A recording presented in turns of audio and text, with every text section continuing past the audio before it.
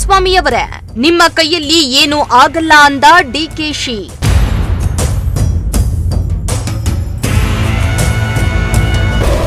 ಡಿಕೆಶಿ ಹೇಳಿಕೆಗೆ ಟ್ವೀಟ್ ಮೂಲಕ ನಿಖಿಲ್ ಕುಮಾರಸ್ವಾಮಿ ಕೌಂಟರ್.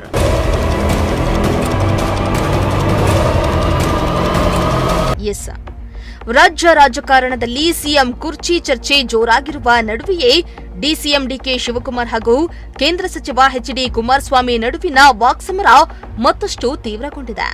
ಕಾಂಗ್ರೆಸ್ ಸರ್ಕಾರದ ಸಾಧನಾ ಸಮಾವೇಶದಲ್ಲಿ ಡಿಕೆ ಶಿವಕುಮಾರ್ ನೀಡಿದ್ದ ಹೇಳಿಕೆಗೆ ಇದೀಗ ಟ್ವೀಟ್ ಮೂಲಕ ನಿಖಿಲ್ ಕುಮಾರಸ್ವಾಮಿ ತಿರುಗೇಟನ್ನ ನೀಡಿದ್ದಾರೆ.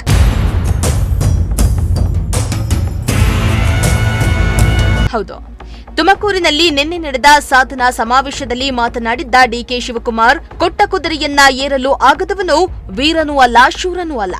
ಅಧಿಕಾರ ಕೊಟ್ಟಾಗ ನಿಮಗೇನು ಮಾಡೋದಕ್ಕಾಗ್ಲಿಲ್ಲ. ಅಧಿಕಾರ ಇಲ್ಲದೆ ಹೋದಾಗ ಬರೀ 17 ಜನರನ್ನ ಇಟ್ಕೊಂಡು ಹರಿತೀನಿ ಅಂದ್ರೆ ಆಗತ್ತಾ? ನಿಮ್ಮ ಕೈಯಲ್ಲಿ ಏನೂ ಮಾಡ್ಲಿಕ್ಕೆ ಸಾಧ್ಯ ಇಲ್ಲ. ಮೊದಲು ನಿಮ್ಮಲ್ಲಿರುವಂತಹ ಸಮಸ್ಯೆಯನ್ನ ಬಗೆಹರಿಸಿಕೊಳ್ಳುವುದಕ್ಕೆ ನಿಮ್ಮ ಹತ್ತಿರ ಸಮಯ ಇಲ್ಲ. ಇನ್ನು ನಿಮ್ಮ ಸರ್ಕಾರ ಅಧಿಕಾರಕ್ಕೆ ಬರುತ್ತೆಯಂತ ಮಾತನಾಡೋದು ಬೇಡ ಎಂದು ವಾಗ್ದಾಳಿಯನ್ನ ನಡೆಸಿದ್ರು.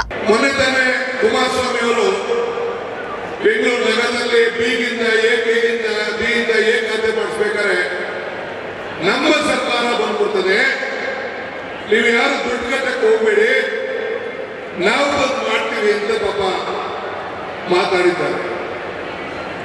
ಅದಕ್ಕೆ ಹಿಂದೆನೇ ನಾನು ಉತ್ತರವನ್ನು ಹೇಳಿದ್ದೇನೆ. ಕೊಟ್ಟ ಕುದುರೆಯನ್ನು ಹೇರು ಅಲ್ಲಮ್ಮ ಪ್ರಭುಗಳು ಒಂದ್ ಕಡೆ ಅವರು ಮಾತಾಡ್ತಾರೆ.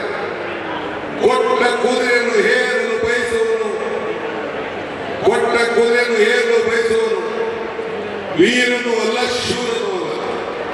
ಅಧಿಕಾರ ಕೊಟ್ಟಾಗ ನಿಮಗೆ ಮಾಡೋಕ್ಕಾಗದೇ ಇದ್ದಾಗ, ಅಧಿಕಾರ ಇಲ್ಲದೆ ಹೋದಾಗ ಬರೀ 17 ಜನ ಮಡಿಕೊಂಡು ನಾನು ಹರಿತೀನಿ ಅಂತಂದ್ರೆ ನಿಮ್ಗೆ ಏನು ಮಾಡಲಿಕ್ಕೆ ಸಾಧ್ಯ ಇಲ್ಲ.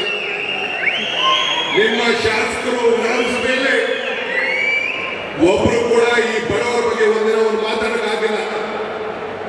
ನಿಮ್ಮಲ್ಲಿರುವಂತಹ ಸಮಸ್ಯೆ ಬಗ್ಗೆ ಬಗೆಹರಿಸೋಕೆ ನಿಮಗೆ ಟೈಮ್ ಇಲ್ಲ. ಇಲ್ಲ, ಸರ್ಕಾರ ಬರ್ತದೆ ಮಾತಾಡುವಂತ ಅವಶ್ಯಕತೆ ಬೇಡ.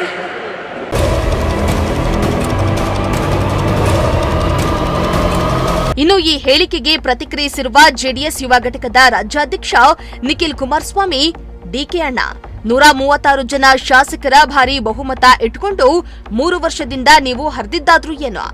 ನಿಮ್ಮದೇ ಆಫೀಸ್ನಲ್ಲಿ ನೀವೇ ಮುಖ್ಯಮಂತ್ರಿಯಾಗುವ ಹಗಲು ಕನಸಿನ ಬೋರ್ಡ್ ಹಾಕೊಂಡು ಕಾಯ್ತಾ ಕೂತಿದ್ದೀರಿ. ಮೊದಲು ಆ ಕನಸನ್ನ ನನಸು ಮಾಡ್ಕೊಳ್ಳಿ, ಆಮೇಲೆ ಬೇರೆಯವರ ಸಂಖ್ಯಾಬಲದ ಬಗ್ಗೆ ಮಾತನಾಡಿ. ಕೊಟ್ಟ ಕುದುರೆಯನ್ನ ನೀವೇ ಏರಿದ್ದೀರೋ ಅಥವಾ ಬೇರೆಯವರು ನಿಮ್ಮನ್ನ ಕೆಳಗಿಳಿಸುತ್ತಿದ್ದಾರೋ ಅನ್ನೋದು ರಾಜ್ಯದ ಜನತೆಗೆ ಚೆನ್ನಾಗಿ ಗೊತ್ತಾಗಿದೆ ಎಂದು ತಮ್ಮ ಎಕ್ಸ್ ಖಾತೆಯಲ್ಲಿ ಡಿಕೆಶಿ ವಿರುದ್ಧ ನಿಖಿಲ್ ಕಿಡಿಕಾರಿದ್ದಾರೆ.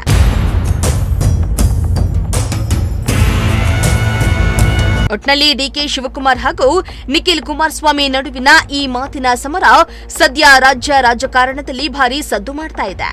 ಮುಂದಿನ ದಿನಗಳಲ್ಲಿ ಈ ರಾಜಕೀಯ ಜಟಾಪಟಿ ಎಲ್ಲಿಗೆ ಹೋಗುತ್ತೆ ಅನ್ನೋದನ್ನ ಕಾದ್ ನೋಡಬೇಕಾಗಿದೆ. Bureau report, Prajashakti TV, Bengaluru.